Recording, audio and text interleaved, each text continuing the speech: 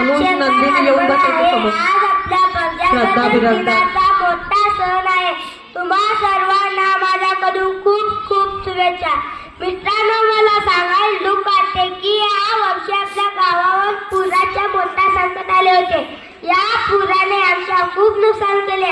आमच्या शेतकरी काकांनी रक्तात पाणी काढून शेती पिकवली होती, पण नदीला पूर आला, सगळी पिके वाहून गेली.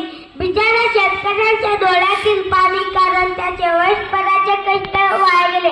पुराचे पाणी आपल्या शाळेत शिरले, वर्गात चिखल झाला, आमची पुस्तके भिजली आणि आमची खेळणी सुद्धा खराब झाली.